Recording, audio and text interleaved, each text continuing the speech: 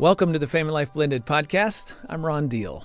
We help blended families and those who love them pursue the relationships that matter most. And why do we do that, you ask? Because we think there's great joy in loving God and loving others, and it makes the world a better place. I've got a question for you. Does it seem like the world is now full of narcissists? I mean, that's a word and a diagnosis that gets thrown around a lot these days. And what if you're married to a narcissist or divorced from and co-parenting with a narcissist? What do you do then? Well, that is the subject of our episode today. So listen for yourself or listen to support somebody else that you love. My guest is Laurel Waggoner. She's a licensed counselor and licensed marriage and family therapist. The author of, love these titles, Don't Let Their Crazy Make You Crazy, How to Stay Sane and Strong When the Narcissist in Your Life is Trying to Control or Abuse You. She's also written another book, Don't Let Their Crazy Make Your Kids Crazy, How to Shield Your Children from Their Narcissistic Parents' Control and Manipulation. Yeah, are you intrigued already? So am I. That's why we're going to talk to her. She works with individuals and families dealing with narcissistic family members. She's the host of a podcast on this subject. She and her husband live in Tampa, Florida. They have a blended family, which includes 5 adult children and 2 grandchildren. Laurel, thank you so much for being with me today. Oh, thank you for inviting me. I'm so excited to be here and just talk with you and hopefully share some of the things that God has shared with me that can help people. Yeah, well, we've been talking about this for a long time, trying to make this happen, and we've had a couple of speed bumps, but here we are. I've been looking forward to it. This is your area of clinical specialty, but you also have a personal story as well. Let's start with that. Tell us your background. Well, where would you like me to begin? Well, I know you were married to someone who had narcissistic personality disorder, correct? Yes. So I grew up with narcissistic parents, a lot of chaos, a lot of irresponsibility. So I kind of learned and got desensitized to narcissism. And so what happens when we grow up in narcissism is we don't really recognize it. And so I did. I married someone who was clinically narcissistic, struggled with addictions, and got 2 amazing, beautiful boys from that marriage. But now I have a nice blended family, like you said, 5 between us. Oldest 35, okay. 2 grandchildren, youngest 23 and 23. Oh wow! So, okay. That's so really we great. had all the stresses of blending and having 4 teenagers in the home at the same time. We got married when they were older, so and you survived. Yeah. Well, we're gonna. And I love your ministry. Your ministry is so important. Oh well, thank you, and yay God, and. Likewise, you've been able to help a lot of people like me understand working with people with narcissism a little bit better. Let's step back for a minute. Is it just me, or is it sort of in vogue right now to label somebody narcissistic? Yeah, and I'm so glad that you brought that up, because I think that culture has stolen that word and it has diluted the potency and really the horror of what someone who is clinically narcissistic brings to relationships. So they bring a gross imbalance of power and respect and responsibility, and it just creates all kinds of pain and chaos. So it's not what I deal with when I say narcissistic personality disorder is not the same as what culture is saying narcissism is. Right. I think that's so important. And that's really where I wanted to go next. Thanks for that beautiful transition, because there is a difference between what's called narcissistic personality disorder and somebody who just has narcissistic traits or qualities about them. Let's start there. Help us understand the difference between those two things. Well, I think we all have narcissistic traits. So biblically speaking, it says that we all fall short of the glory of God. We're all imperfect. We're all fallen. We all were raised by imperfect people. So, and we live in an imperfect world. And so we all can be selfish. We all can lose our temper at times. We can treat others with a lack of empathy at times if we're stressed out. That's not what I'm talking about. In order for someone to have a diagnosis of narcissistic personality disorder, and this is just my professional opinion and experience, I believe they need to meet full criteria for a personality disorder in general, according to our DSM-5 TR. And so that is a long-standing, enduring pattern of cognitive rigidity, where they're not open to looking at things from a new perspective. They're not open to looking at themselves or circumstances from a different perspective. If you want to talk according to the Bible says someone who's wise adds to their learning. I'm talking about someone who flat out refuses to add to their learning, won't collaborate, and then trying to protect that control. They treat people with a lack of empathy. They engage in a lot of interpersonal exploitation and control and abuse toward others. Let me break some of that down into some user-friendly language for people. Sorry. Interpersonal manipulation and exploitation. Somebody with real NPD, we'll call it narcissistic personality disorder, they use people, and they're going to take full advantage of them for their own personal gain. Yes, you're right. We're all selfish. We all have qualities about us, and at some moments we're more selfish than others in life, right? But no, you're talking about somebody who has a pervasive, long-standing pattern of taking full advantage of other people and completely using them for their own personal gain. That, as well as some of these other qualities and attributes that are outlined in that manual that we use in the mental health world to help diagnose people. But there's this. And so that's the difference, long-term and that manipulation. And they have a sense of grandiosity, too. Talk a little bit around that. Like, what would that look like in real life?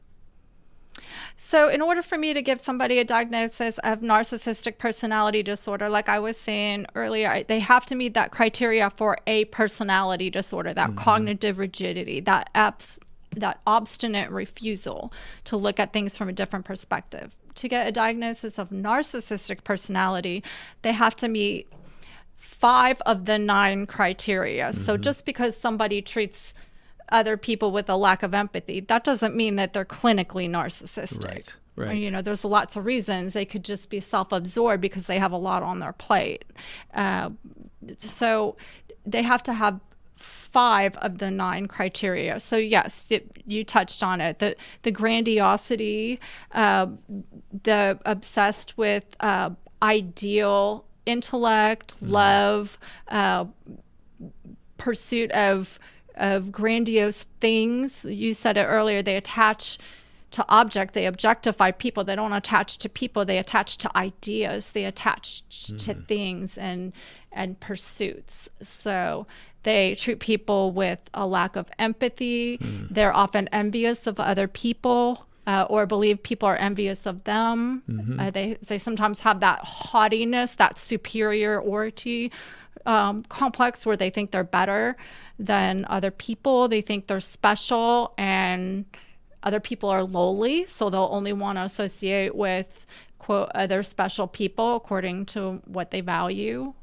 So they're it's just very destructive to be around them. Is entitlement, again, this is not just everyday entitlement. Otherwise, every teenager would be narcissistic, right? Or self-absorption would be every person who's ever had a problem in life, and you just couldn't get away from it for a while. No, we're not talking about that. We're talking about this pervasive pattern, long-term pattern of, at a very high level, just feeling entitled and superior and special and they have an excessive need for admiration. So they need a feeding system. So they really don't place a value on intimacy. They don't pursue intimacy because they don't like vulnerability, but they need this excessive amount of attention. And I would add, it's not a clinical criteria, but what I see is a lot of duplicity. So this is where there's a lot of abuse going on behind closed doors, but out in public, they could be very charming, or they're very well liked and very well respected, but behind closed doors they might be extremely controlling and disrespecting and treating someone as an object. Okay, in just a minute we're going to get into how do you live with somebody who has NPD, or how do you co-parent, be divorced from but yet co-parenting with somebody who has NPD. But before we get there, one last time, I want to ask you, why is it important not to label somebody NPD if they're not? I'm imagining somebody's listening to us right now or watching on YouTube, and they saw it in the title, narcissist. Oh, that's my ex. I know that's them. And they came listening, looking for validation for all the difficulties that they've been facing. And now we've kind of laid out for them, well, here's really what narcissism is. And it could be that they're realizing that they've been labeling somebody a certain way when really maybe that wasn't warranted. So one more time, why is it important not to over-label, if I could say it that way, a former spouse or a current family member? Well, I think it's very dangerous to over-label or to self-diagnose. I mean, there's a reason we have a diagnostic manual. So if I'm going for a physical disorder, I'm not going to self-diagnose. I'm going to get my information from the experts, and sometimes get 2 or 3 opinions if it's a serious enough disorder. And so I would recommend, just as a protocol, that people refrain from labeling another person, because that's not what this is about. We don't have a diagnostic manual to shame someone or to flippantly say that they are this particular kind of person. So I would encourage people to do due diligence before that's labeling really good. someone. Laurel, that's really good. As you were talking, I was thinking of somebody with NPD really has a hard time changing. And if you over-label somebody, then you in your mind have already put them into the category of, oh, they'll never change. So guess what? You then go into a mode of not giving them an opportunity to change. You make all your assumptions and how you relate to them based on, well, they're not going to change. So so you become part of the no change process. I mean, that's really sobering, I think, for people. So when you the confirmation bias. So then you're looking for evidences to support what you are supposing. Exactly. So it is important to say there is this thing called narcissistic personality disorder, and there are other things that we look at and go, well, that was sort of narcissistic of me or of them, but that doesn't mean that they have NPD, and we got to be careful that we don't necessarily over-label somebody. Okay, great. We got that out of the way. Now let's turn the corner, and let's assume you are living with or dealing with or married to or used to be married to and now co-parenting with somebody who does have NPD. What should our listeners know about living with somebody with NPD? Well, I would say, if we can just break down those different relationships. So if you're married to someone who has potentially has narcissistic personality disorder, I call it, I use a lot of biblical language because that's just who I am and where I get my information. So I say we invite them into a plan of change. So we invite them into relating to us in a healthy way. I call it a Joshua 24:15 plan, because Joshua 24:15 is, if serving the Lord's undesirable to you, you are free to choose what gods you serve. It's all about free will. It's all about free choice. And so we want to assume the best and invite people into a plan of change. Tell that person what they're doing that's hurting you, and give them an opportunity to collaborate and make some changes if they refuse, that's when you start to see, okay, now this person is just saying my feelings don't matter.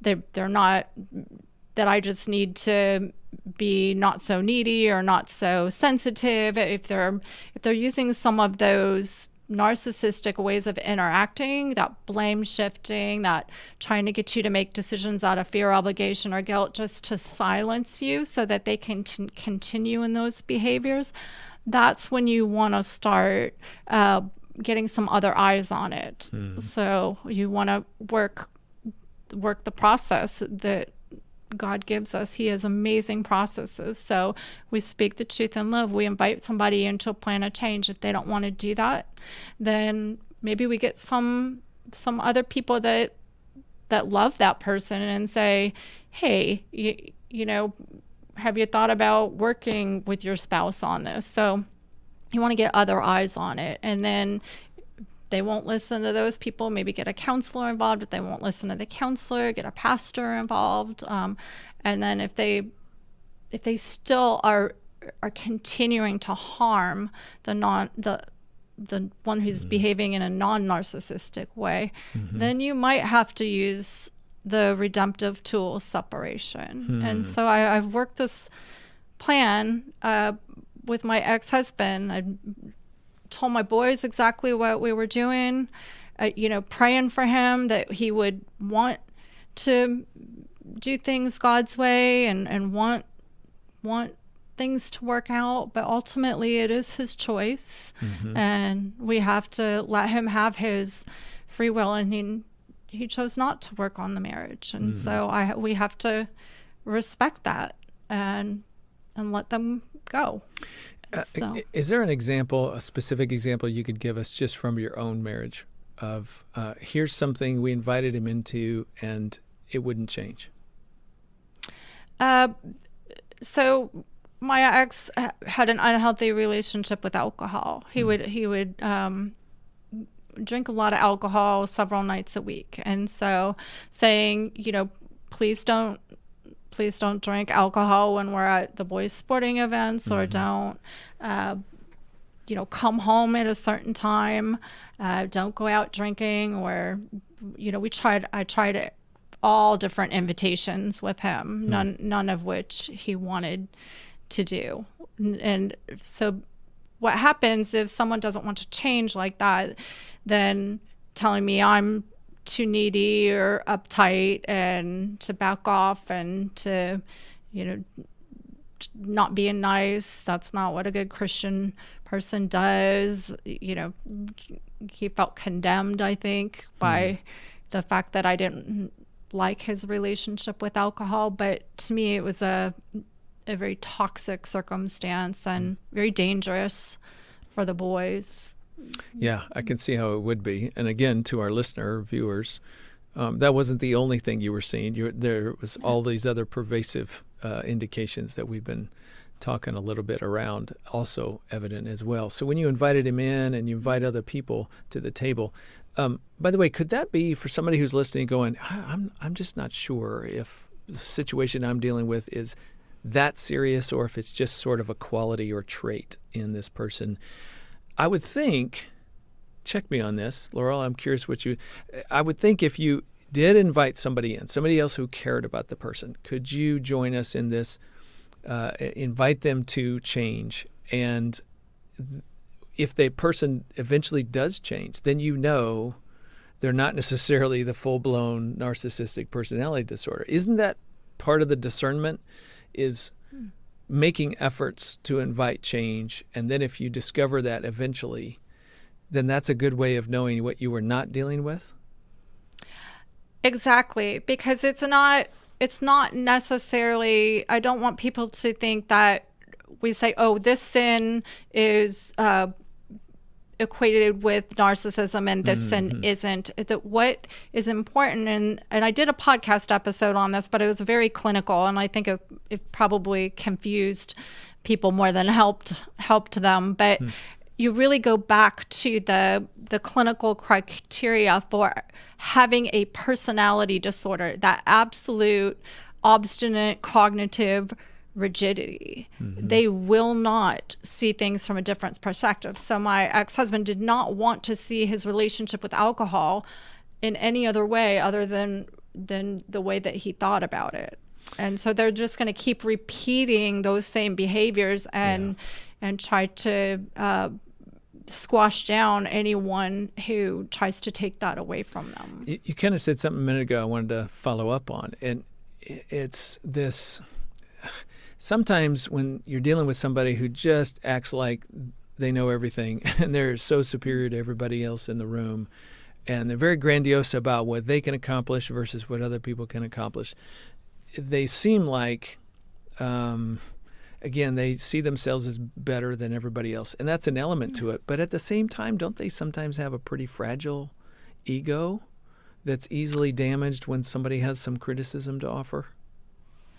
Exactly. So they present as superior, but a lot of time that's a mask for the inferiority. So at its core, I think narcissism is a stuntedness. It's a lack of development. They kind of get stuck in childhood because there was some invalidation that occurred. So whether it was abuse or neglect, or sometimes it comes in the form of like a prosperity of affirmation or being a prosperity of being given everything that they ask for. So that creates that sense of entitlement. So it doesn't they don't necessarily have to endure negative abuse, but neglect comes when all we give our kids are positive affirmation, and we don't help their character develop. We don't teach them about the realities of living life and help their character develop. So people who struggle with narcissism, they can't tolerate shame. Their parents never taught them what to do with shame. So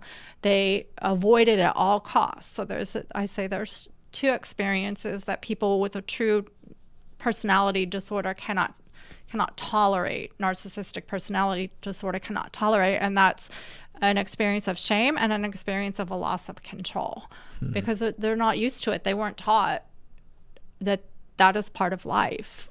So will they, for example, just fight to get that control back, whatever they have to do? Yeah. Blame you or shift or, that kind of thing? Exactly. So that's where this is the interactional patterns of dealing with someone with a personality disorder, narcissistic personality disorder.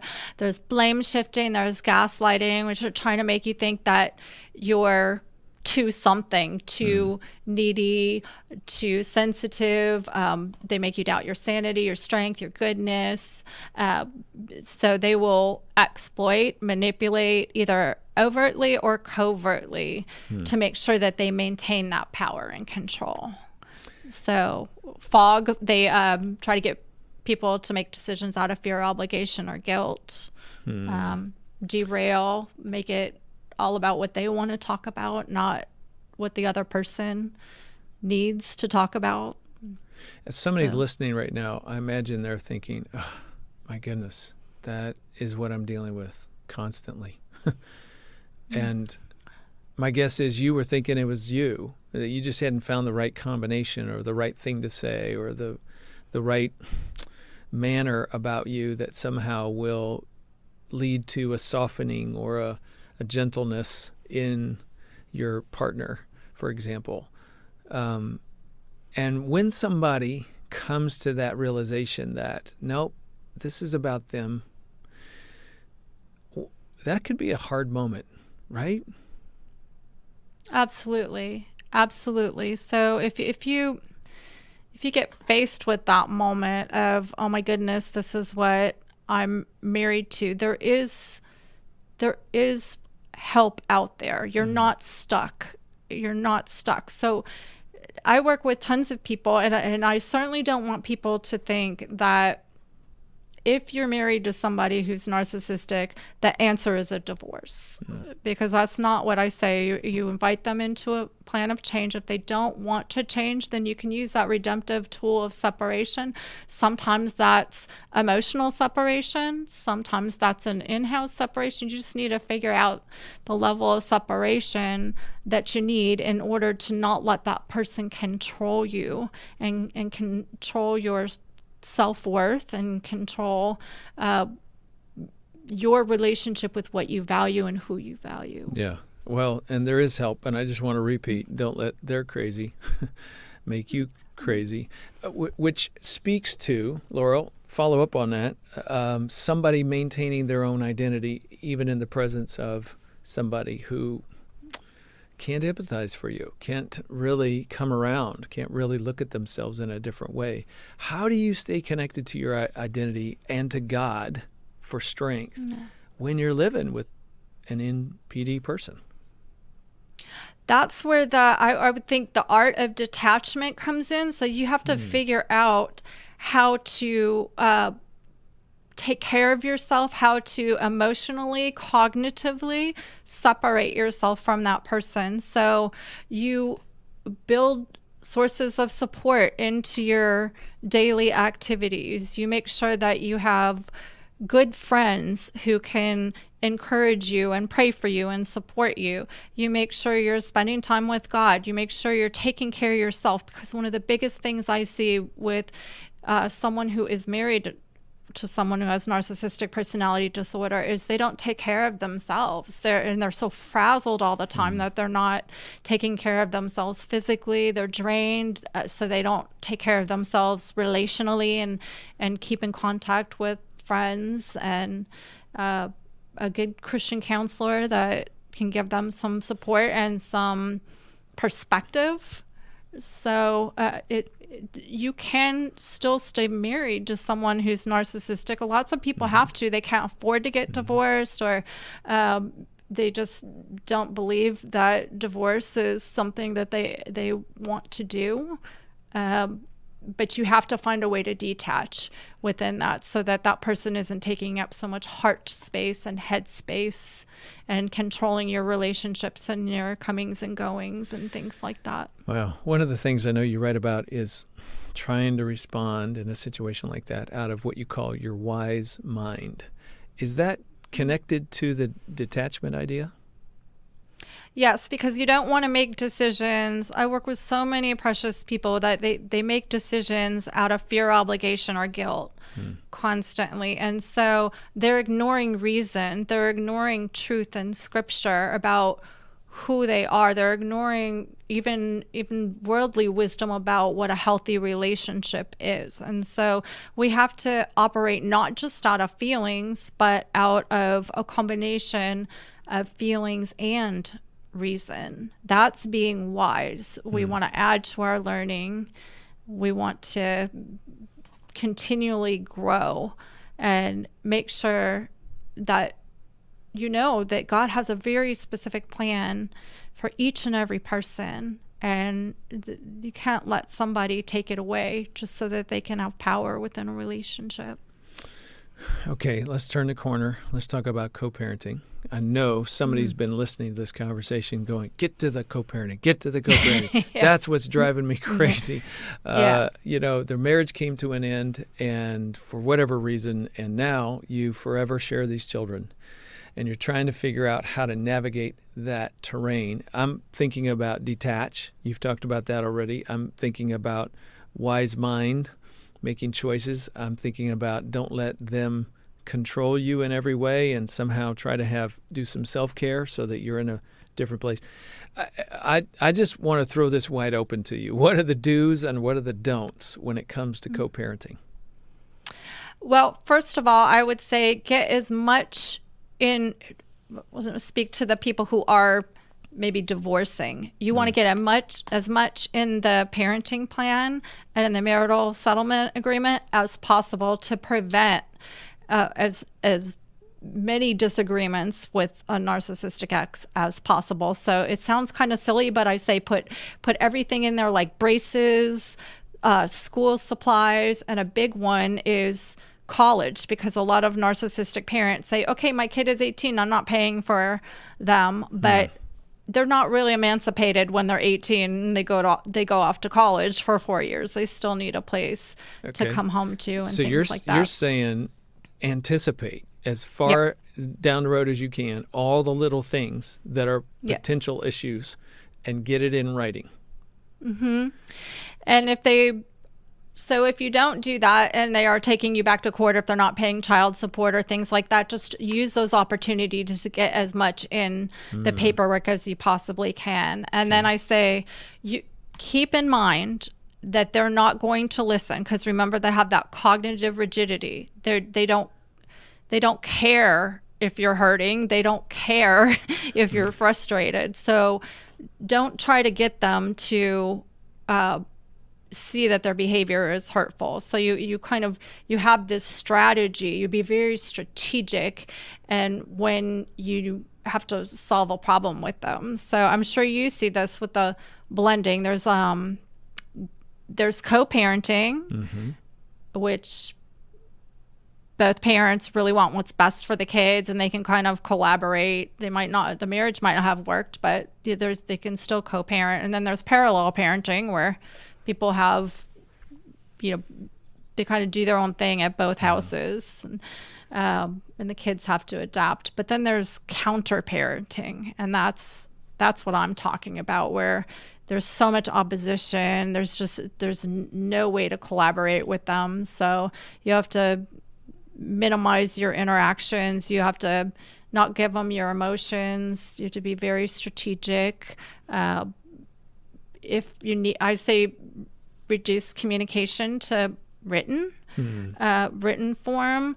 Sometimes you have to reduce it even further and use a parenting app like our Family Wizard or Talking Parents, because then that's admissible. If you have it documented in case you need to go back to court with it. Things like that. Okay, so what I'm hearing is you have got to be on the offense. You've got to have a plan. You've got to know how you're going to interact with somebody and not let them dictate those terms, because A, you might have to tell a judge someday. B, you also, if you allow it, they'll just continue to manipulate and dominate how the interaction takes place. Yes, and then there's all kinds of strategies I put in the book, like picking your battles. Serenity prayer living is a big one. What can you control versus what you can't control? Sometimes even if they get a blessing, you do what's right for your kids. You keep the question in your head. If I do this, what will my children experience? So I use the example in the book that I would go pick my children up from the bar if he took them drinking after they played travel baseball after a travel baseball game. If it were his time, I'd have the boys reach out to me and I'd come and pick them up. Did my ex-husband get a narcissistic blessing because then he didn't have to be responsible? Yes, but I did it for them. I knew he wasn't going to change his relationship with alcohol. He didn't change it while we were married. He's not going to change it while we're not married. So that you pick your battles and you do what you do to protect the kids. Yeah, and in that example, I'm also hearing there's a measure of recognizing reality. Like, no, in the normal world, I should be able to say no, drop them by before you go to the bar and start drinking. Yeah. But that won't work. It won't happen. I can't assume or expect reasonable decisions and behavior by the other party. So I'm going to have to make sacrifices. Is that what I'm hearing? Right. Exactly. So that because if you say, can you please do that? Then they're going to say, you can't tell me what to do. Everything's fine. They'll be fine. You're being neurotic. You're being overreactive. So, because they don't want to look at things differently. They do have that in that grandiosity. They think that everything will be fine. They think they're special. Remember, that's one of the criteria I think we talked about early on, is they think they're special, and that means they're exempt from negative consequences. So they can just do what they want to do when they want to do it without being held accountable. Are there any other really big principles that you've learned to share with people that are co-parenting about what to do or what not to do? I would say, with regard to working with the narcissistic individual, just all of that, taking care of yourself, surrounding yourself with a team. I I say if you can build a relationship with an attorney that you can reach out to and have that attorney send letters of reminders if you need to, for example, if they're not paying child support or they're doing something that violates the parenting plan, then just a friendly courtesy reminder that this is what the parenting plan said and that they need to comply with that. So if you've reached out yourself and they're not listening, then you just want to make sure you have a second person that can advocate on your behalf and your children's behalf. Let me run something by you. We teach through our ministry and have for years that learning how to act divorced, as I call it, is in part learning to understand that two people who used to be partners, we're no longer partners, but we continue to be parents. And whatever level of cooperation we had while we were married was in part brought about because of the marriage. You're trying to figure out how to get along. You're trying to figure out how to be a family. And so sometimes you could pull on each other as husband and wife, if you will, to come around, or let's talk it through, or let's figure out, let's press in and try to figure out how we can be a unified team, for example. But one of the things divorce does is it steals that motivation from cooperation. All of a sudden, if the other person wasn't cooperative in the marriage, they're going to be even less cooperative in your divorce because they don't have to get along with you. They get to go back to their place and you have to go back to yours. And they really don't have to make sacrifices on behalf of you. I'm trying to figure out if that's the same or if it basically comes down to they really weren't even cooperative, a narcissistic partner when you were married. Or does it maybe even get worse in the divorce? Do you understand what I'm asking?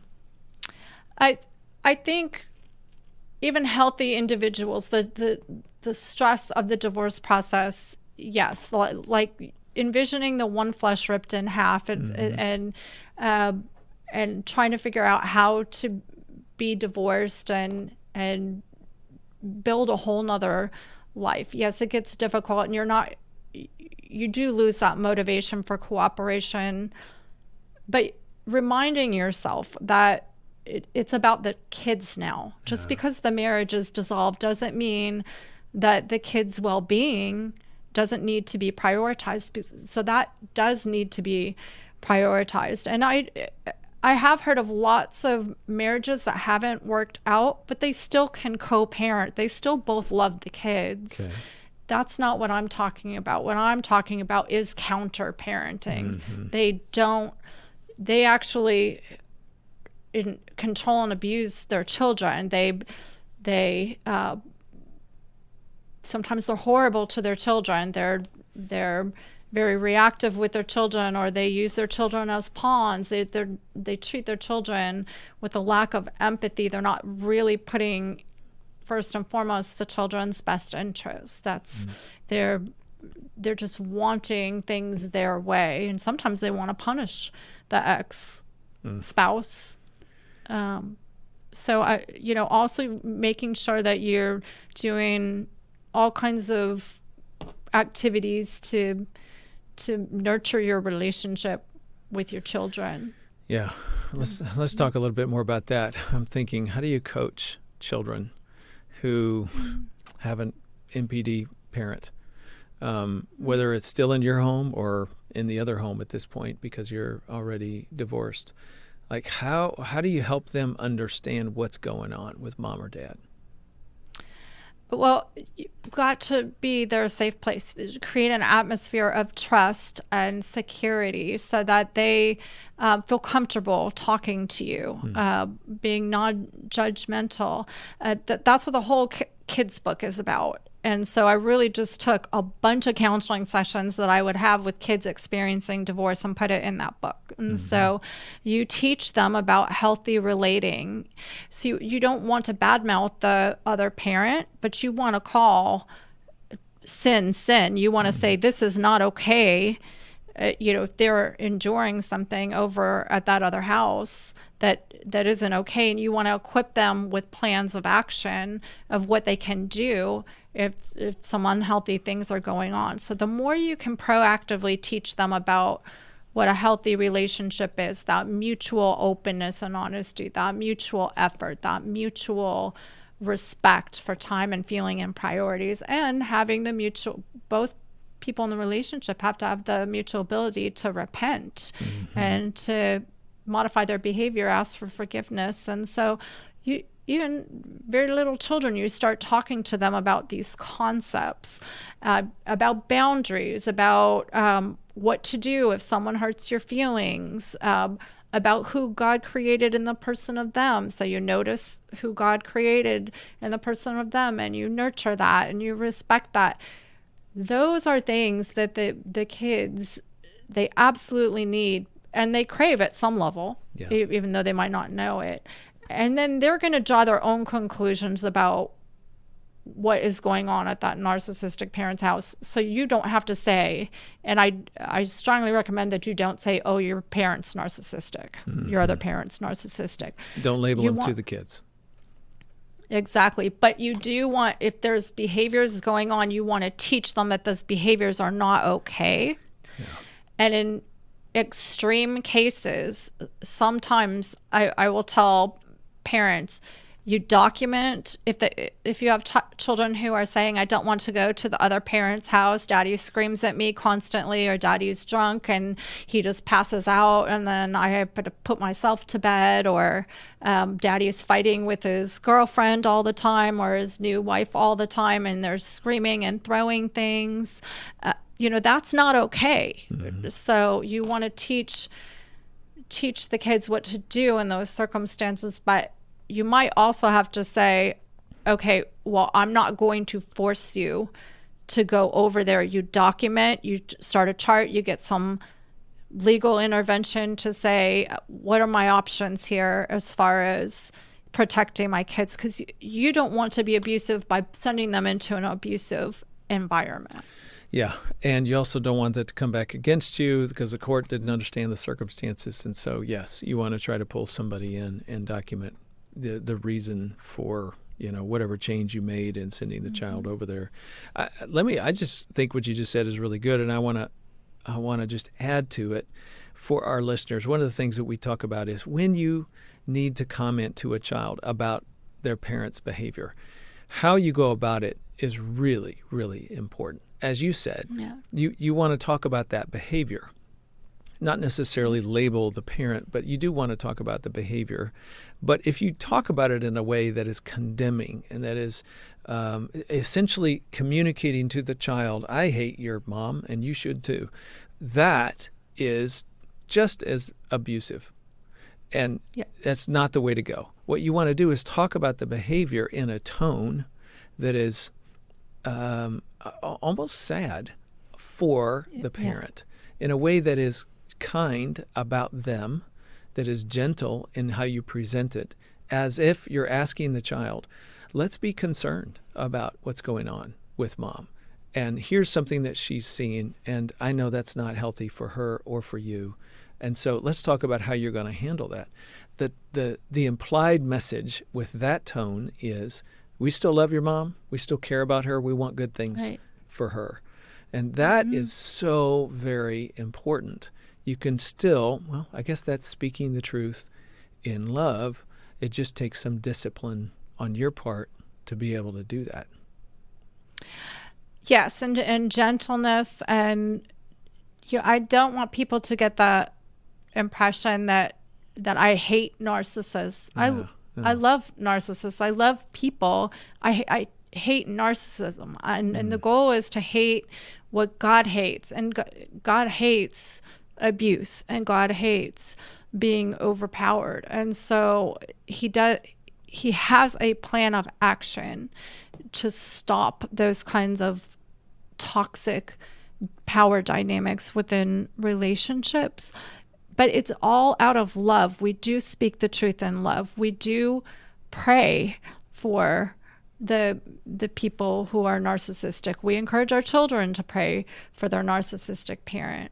And so a tree is known by its fruit, the Bible says. And so we deal in specifics, not generalities or labels. We say that specific behavior is not okay, and this is why it's not okay. And it makes me very sad that mommy or daddy is doing that. And let's work with God to do our part so that they're moved toward getting help and separating themselves from that behavior. And so, wow, there's so much self-regulation in all of this. Take a deep breath and say, Lord, what would you have me to do? And how do I maintain myself in front of my children? And how do I keep from getting hooked by the accusations and the blame that's getting shifted toward me from the other household? And all of those things just take so much self-control, and it's difficult. So I like what you said earlier about the serenity prayer living, that sort of attitude of, Lord, you got to help me. Because there's so much of this I can't change, but just help me to manage me in the midst of it. I know there's a bunch of scenarios that we could walk through. I got one more question for you before we close. Okay. Let me just throw an example at you. What if the NPD parent throws a last-minute demand on you? Maybe it's about taking the kids and they want to go on a trip out of state or something like that. How do you respond to that insistence, that demand that you need to let me do what I've dreamed up doing? And that's where, once again, I love strategies. I love protocols and memorizing these different strategies. But in that case, the very next step would be to pull out your parenting plan, to take a picture of that part of the parenting plan and send it to the narcissistic spouse that says, thank you for wanting to make their spring break fun by wanting them to take them on a trip. Pursuant to the parenting plan, we need to both agree upon this, 30 days. You needed to do a 30-day request in writing. And so I'm going to decline and say no to that.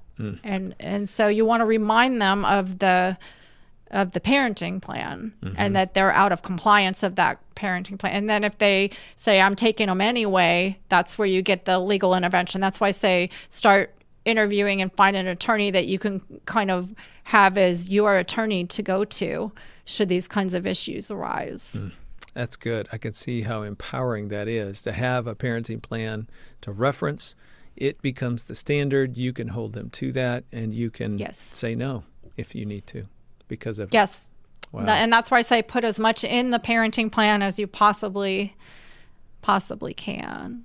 So, Laurel, thank you so much for being with me today. I appreciate your expertise, and it's a gift, really, for people who are listening. Anything that helps them get some rails to run on is really important. So thank you for your time.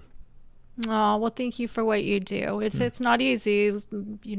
I started watching you and seeing you when you were at the AACC and would go to your pre-conference workshops. And you have so much knowledge on how to deal with all kinds of blended family issues. So your ministry is important. So thank you for what you do too.